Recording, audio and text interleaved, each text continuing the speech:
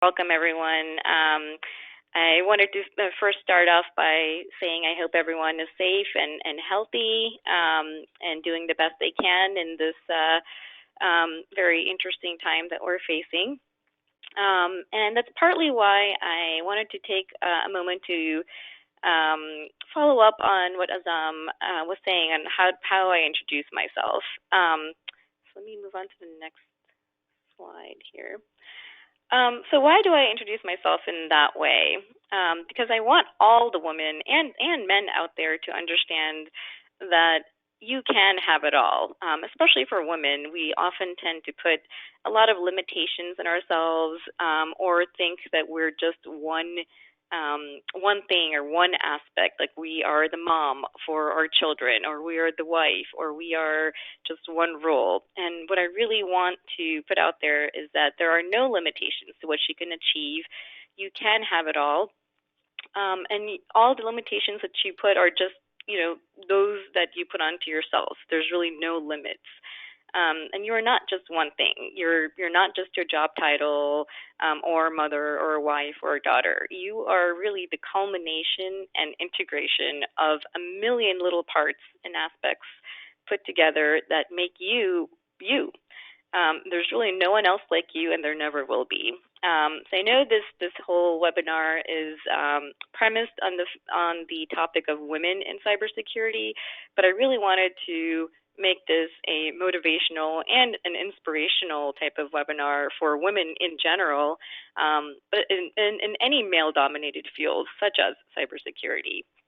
So I hope you really get the most out of this, not just in the cyber field, but just in general, just being a woman or having women in your lives. And so if you're a male out there, I'm sure you have women in your lives. In fact, the fact that you were born says so.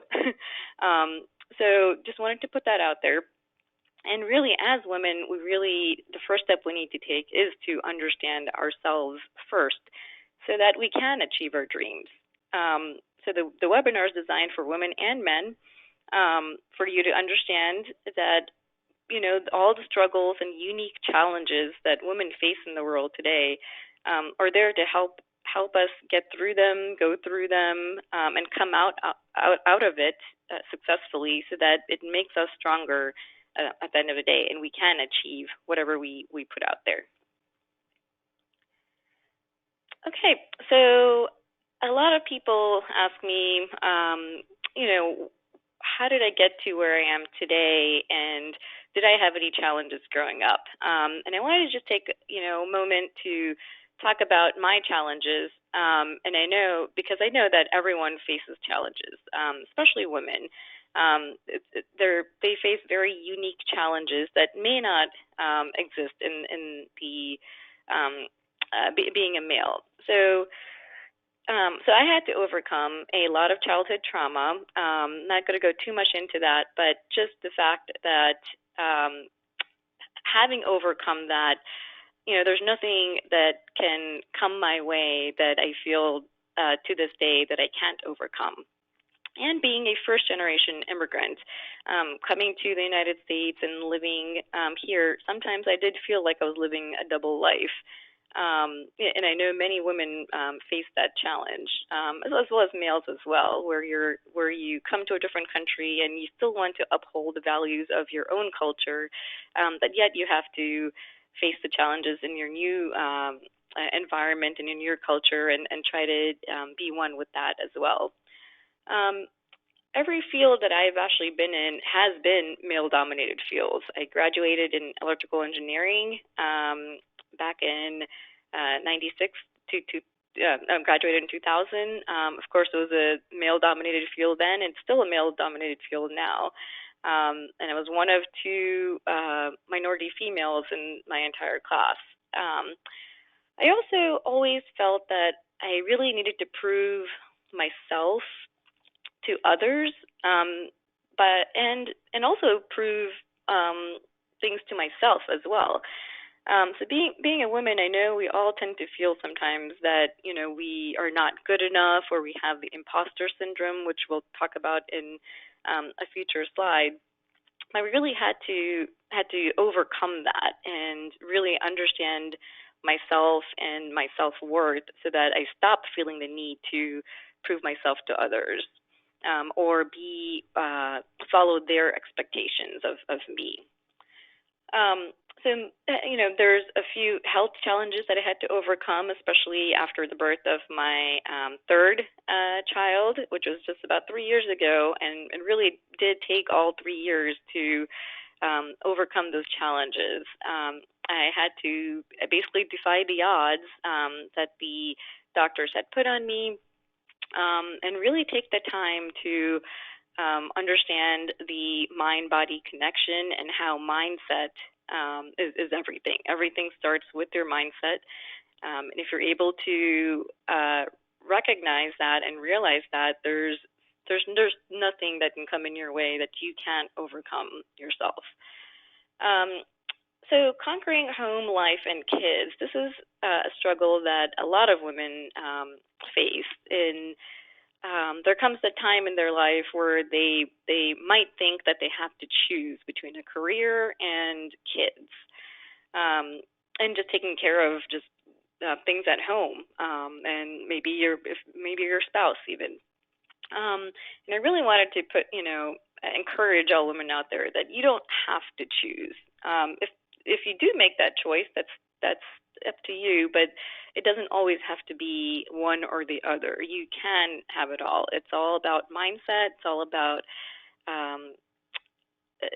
strategizing, communicating. All of these skills come together with that, and just being able to manage and lead at work, at home, and really wherever I went.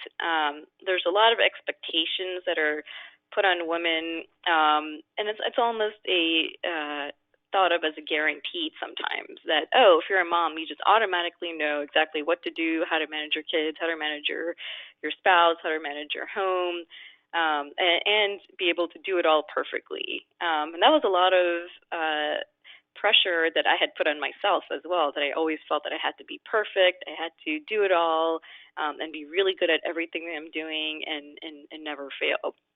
And the reason why I tell you these things is just to normalize, to a certain point, to the best of our abilities, that all of us are facing similar kinds of challenges in our lives, or similar battles, as we call it. But really, these are all the things that really make us stronger. The key is to get through them, have that positive mindset, because if you look at the right side, once you get through these, or as you get through these, they definitely do shape you into who you are today. I wouldn't be here today if I hadn't overcome all the struggles and challenges in my life. And now, I have achieved all my goals. I am, happily married with 3 beautiful kids. I am a chief information security officer, one of the few female CISOs out there in a large organization. And through my health struggles, which I thought at the time, I didn't even know if I was going to get out of those health struggles, or even make it alive, but I did. And now I founded my own holistic wellness practice where where I really learned all of these different natural modalities that help me, and now I really want to help others across the world. I also really focused on my passion as well. So it wasn't just work, work, work. We really need to take some time to look at what our passions are in life. So my passion was dancing all my life, and I wanted to give back to the community, so I founded my own dance company, where I teach kids and adults different styles of dancing. And we perform at venues, major events, but also give back by serving the community. Through assisted living places, we perform for them, through charities. So I really feel like you can have it all, and looking at things from a holistic point of view, pursuing your passion, spending time with your family, having a family, and pursuing your career all can happen. Okay, so looking into my journey into cyber, um, there's a lot of questions out there on, how do we get into cyber? What are the important things to look for? How do we find jobs? And even as women, how do we even, what I've seen is that not a lot of women are interested, or they might just be a little scared. Because a lot of the things that are on TV or television or shows really don't paint a holistic uh, view of cyber. It isn't just a technical field. It is very broad, and some of the things that I learned on my journey into getting into cyber was I had a wonderful mentor and supervisor at the time that I got in about 2005. So it's been about 15 years or so. Um, Someone that really saw potential in me, even when I didn't see potential in myself, especially in fields like this. And that's really key in having someone in your life, especially a mentor or coach, even a supervisor, or even another comrade that sees something in you, especially at times that you don't. That's really key. And I had to really learn, what cyber was at that time. Really, it wasn't even called cyber; it was called information assurance at the time, and it was a very, somewhat of a new field. Not much out there. Everything that I found just showed me that it was very male dominated and didn't really seem like a field that I was really excited about. But the more I learned about it and I explored various different aspects of the cyber field, I really got a really good holistic view of all the different things that cyber involves. It's not just what they show on TV. Um, but in addition to that, I really had to spend some time in looking at my own skills and all the experiences that I had gathered so far, not just in the cyber field, but in other fields as well. I had done a lot of project management, training development, engineering, system administration. So I had a pretty broad range of experience and skills that I brought to the cyber field. And that's the wonderful aspect of cyber, that there's no cut and dry way of doing things, or there's no right or wrong. It's just so adaptable to different ways of doing things and different perspectives, and just the whole diversity of the people that are needed for it. The other thing I had to do was also keep my options open for opportunities. I was really lucky in that I already had a paid job, and this was something that I received training to do. And I know not everyone's in that particular situation right now, but we really have to keep our options open. Sometimes we have to look for unpaid internships or just volunteer type of roles. Or if you have a job that's not in cyber, but you're really kind of curious about it, and you're just finding ways to learn about it, talking to our supervisors and feeling open enough to do so, to ask for like on the job training or even cross training or volunteering in your in the cybersecurity team, and just learning a few hours a week. Those are really great options if you are leaning towards it, you're not 100% sure yet, or you're just curious about it, and you just want to get some training and see where that takes you. Um, the most important aspect of cyber, actually, and also I truly believe in any job, is the soft skills. I found that to be key in pretty much everything I did in life. I wouldn't even call it soft skills, but that's how it's regarded in the field. I just use that term. But what I mean is the emotional IQ, the empathetic skills, the communication skills. Those are all, in my opinion, actually more important than the technical skills. The technical skills are great to have a concept of and to know, but unless you're really passionate about just purely being technical and that's the route you want to take, if you want to grow from there into leadership positions or becoming a chief information security officer one day, or any type of leadership position, it's more important, and it's very key to have these types of non-technical skills, or as they say, the soft skills. And what really resonated with me was, in order to become a CISO or just a leader in this field and just a leader in technology itself, was that I really had to envision it first. I had to envision it. I had to believe that I can do it.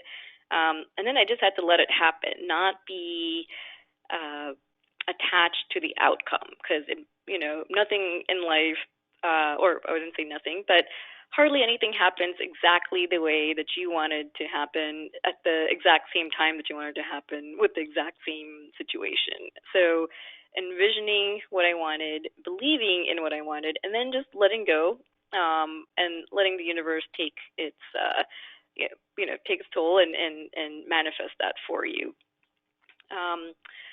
I also had to look beyond my perceived limitations, and that's why I started with that from slide one itself. All of these limitations are just my own perception of my abilities. It doesn't make it fact. So I really had to just look at,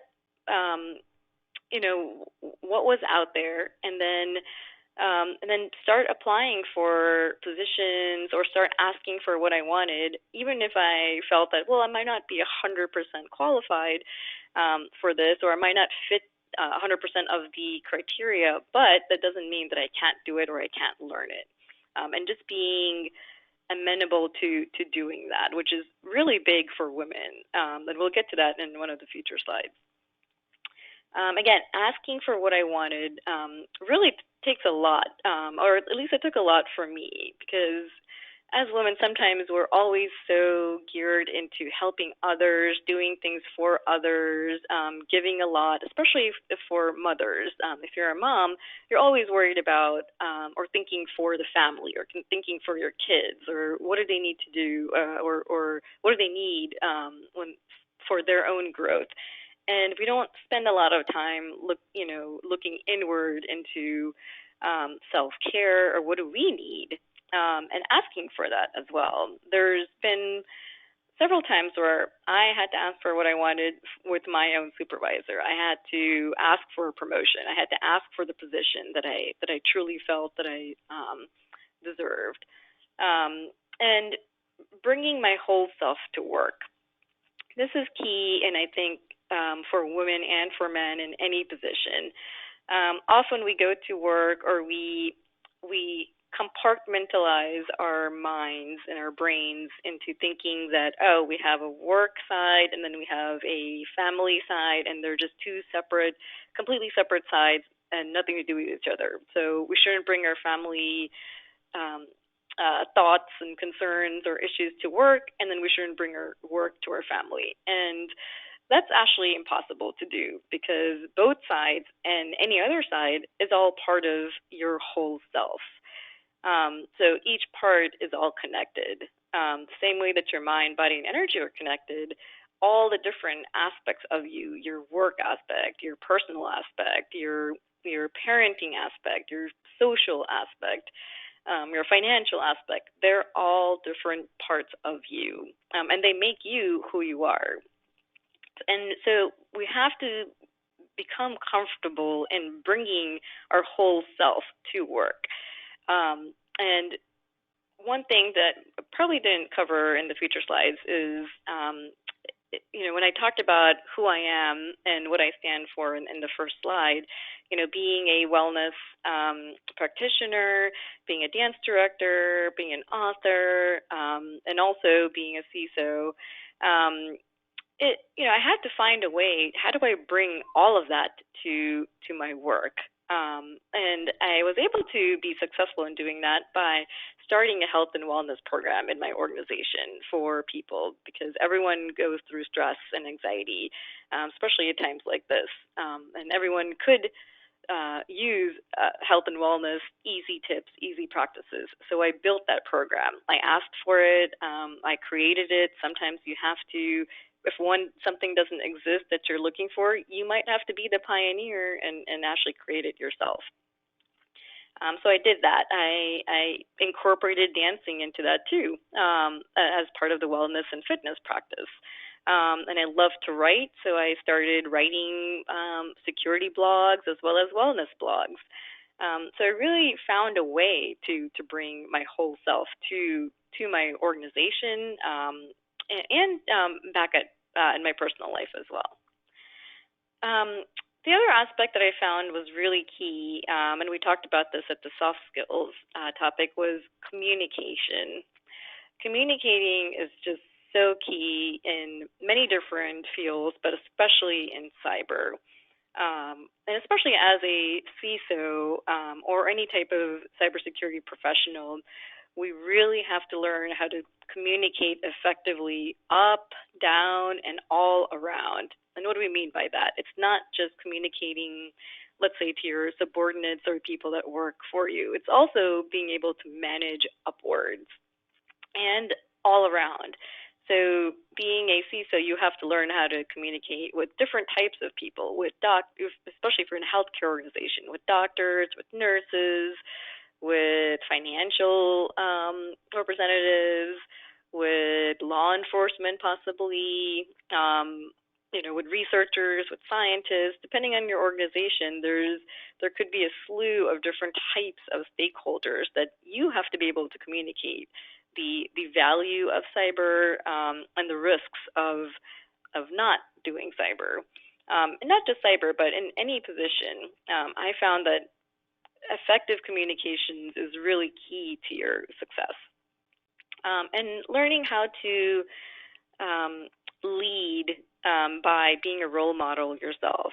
No one really wants to work for someone or work with someone who preaches a lot to the choir but really never follows their own guidance or their own advice. So we really have to walk our talk and lead our people by being good role models ourselves. So let's take a closer look at the psychology of women and also the psychology of cyber. So what is our role in cyber? So we talked a little bit about this earlier, cracking the female code. There is something called the imposter syndrome, where men and boys do go through this as well, but it's predominant in girls and women, and girls starting from a very young age, from school age itself, where they do not, as women, we don't feel confident unless we've met like 100% of the criteria. And this is really prevalent in applying for jobs. If we see that a job entails 10 criteria and we meet 8 of them, we may still not apply as women because we feel that, the last 2, we don't meet 20% of that criteria, so we're not good enough for the job. Versus the way that males are wired, even if they meet just 20% of the criteria, they feel like they still have a chance and they would still apply. And why do I stress that? It's because if we don't even apply for jobs, there's no chance that we're going to even get the job to begin with. So we're actually just shooting ourselves in the foot by doing that. And that comes from a very young age. It's not something that we can look at even from a college age. It's even from a grade school age, where girls are they're not very as society and culture, from family culture as well as school culture, they're not encouraged to take risks especially in the STEM arts and the STEM fields. If they try it and then they feel like it's a little too hard, there's not a whole lot of encouragement to enable them to keep going and to keep trying, and it's okay to fail. And they often tend to look at themselves as failures just because they tried something once and didn't work. Women also have a need to connect with people. It's not just a want or a nice to have. It's a need that women have within themselves, that they have to feel connected to the mission, to the people, to what they're doing. And as men, they're often they're wired to solve the problem, not necessarily to bond or to connect, with other men or even with as a team. If there's a problem, they just want to solve it and move on. And for women, we like to talk about things. We like to talk about solutions, talk about ideas, and because that's where our way of connecting. We also really love the process or the path to achieving a goal. We're not completely focused on just achieving the goal and that's it and move on. We really learn and we cherish the path to getting to that goal to begin with, which is slightly different for men, where they're focused on just reaching their goal, achieving their goal, and then moving on. Again, the imposter syndrome. So this all comes down to identifying our self-worth and feeling and basically cherishing our self-worth. So and that goes for any women, including me. So even after I achieved the positions that I really wanted, there was always a sense or a small part of me that doubted, do I deserve this? Am I good enough for this? How did I get this? Was it by luck or was it by fluke? And just having that doubt, and I really had to spend a lot of time looking within to overcome that imposter syndrome and really feel that yes, I did deserve this and I earned it and I worked hard for it and I manifested it.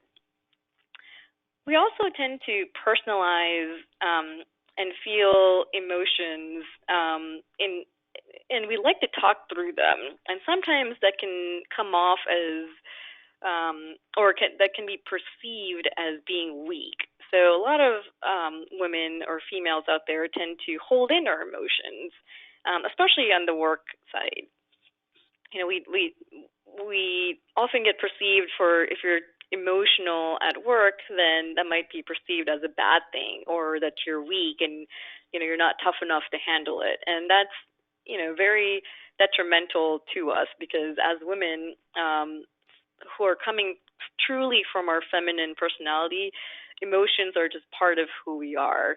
But through this society and culture and our work atmospheres, we have since then kind of bottled up our emotions, and we feel that we can't show it freely because we have to put on this masculine mask. So really looking at that and getting comfortable with bringing our true, authentic, feminine selves into any situation, even at work, is key. We also need the ability, we've talked about this earlier, to just think through the details and just talk through them, because by talking, that's how we come up with different strategies, different avenues, and different ideas that we can then ponder. Versus on the male side, they're mostly wired to come up with a solution and move on, because in their ideas sometimes it's you really don't have to talk about everything.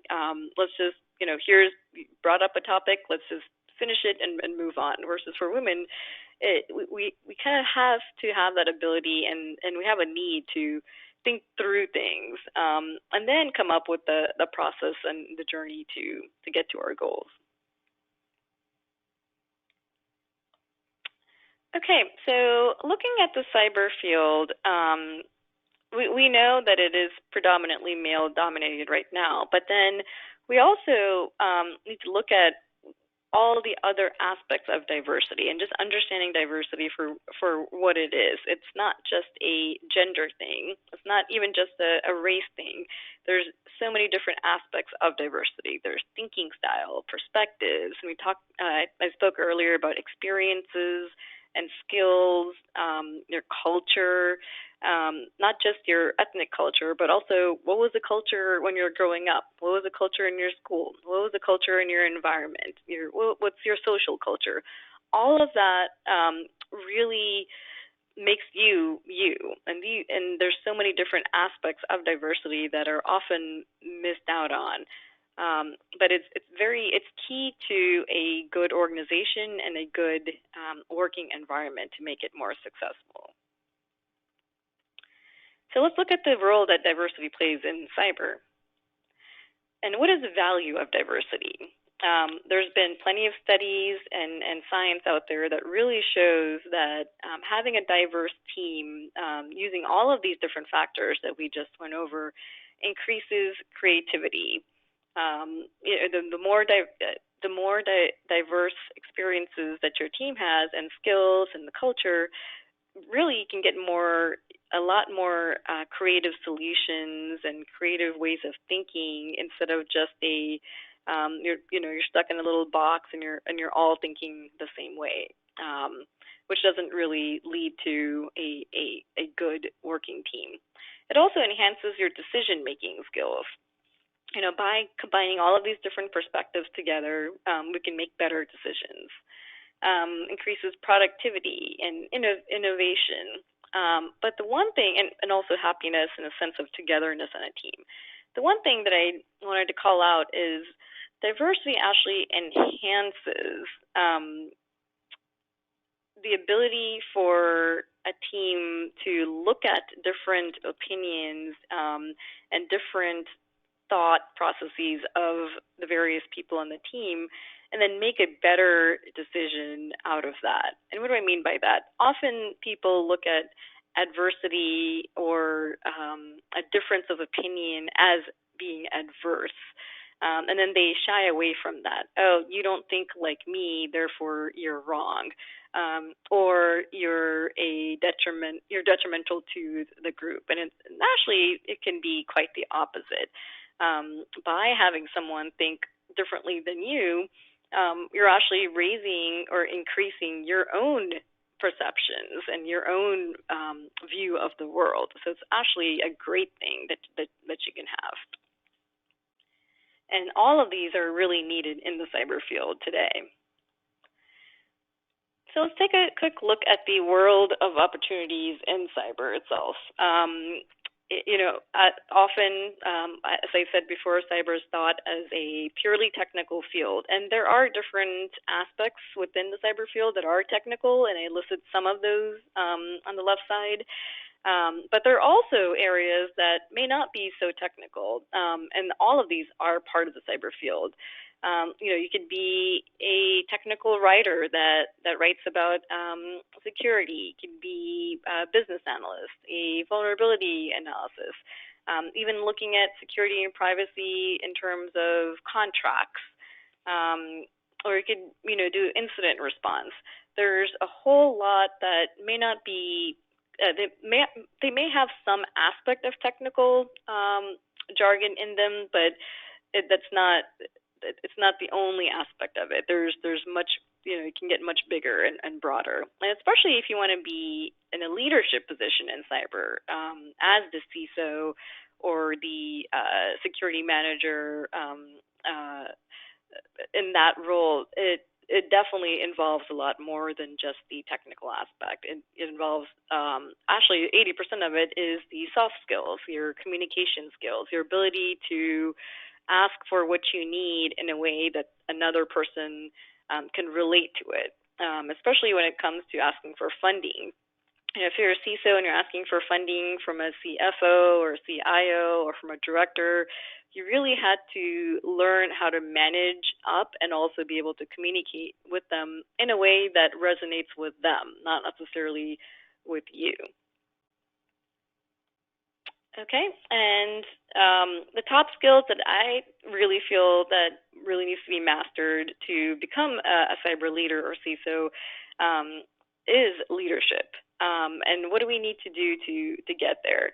You know, we start with communication. We look at different aspects of risk management, business knowledge. So a CISO back in the day, maybe 10, 15 years ago, probably was very technical and security oriented, but not so much relationship management and communication. But this role is changing by the day, and it's really moving towards the green arrow to be an actual leader in all aspects, not just in cyber, but to be a good leader. And what does that mean? Communication skills. It means the ability to think strategically, having knowledge of the business itself, and looking at everything from a holistic risk management view.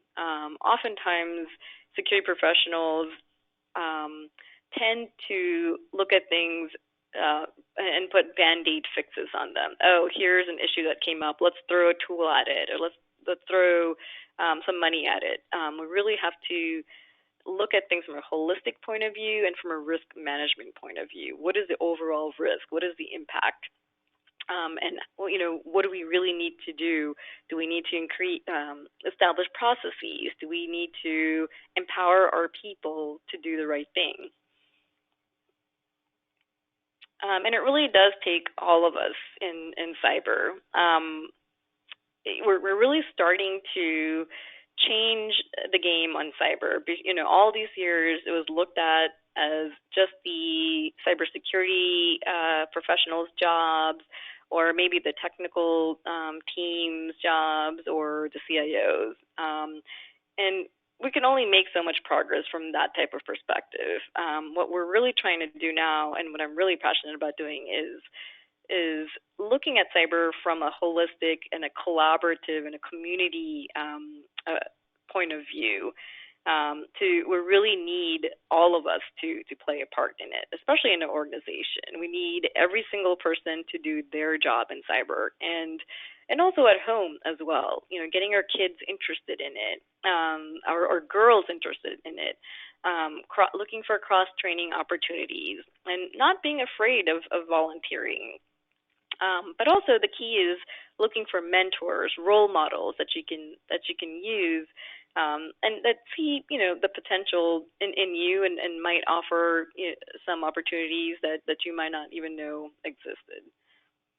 And also looking at other fields as well that you can maybe start with, and then slowly move into cyber, or maybe do a few hours of cyber as you're doing your other jobs as well. So this is mostly for organizations. I know a lot of organizations look for experienced cyber professionals in their organizations, and with the shortage of cyber personnel across the world, we really need to open our eyes and think outside the box for organizations as well. So similar to what I was suggesting for individuals, organizations should also consider hiring like internships, interns, college students, even high school students for paid or for volunteer positions. And looking for on-the-job or cross-training staff. I do this a lot in my organization. Wherever there's an interest, trying to provide them with a detail opportunity or cross-training opportunities, and training all of our staff on cyber. Again, it does take all of us. And workforce development. So this was key, and not just a health and wellness standpoint, but also from a cyber standpoint. Offering flexible schedules, incentives, wellness programs. It goes back to bringing the wellness into the workplace, offering diversity education, different types of employee engagement opportunities, and really factoring in the whole person type of holistic approach to keeping our employees happy and successful and healthy. All right. Well, that was the end of my presentation. I hope everyone was able to get a small nugget out of that you may not have had before. I would love to hear about it. And if you have any further questions after this webinar, you can feel free to reach me in my email or on my website, jothidugar.com.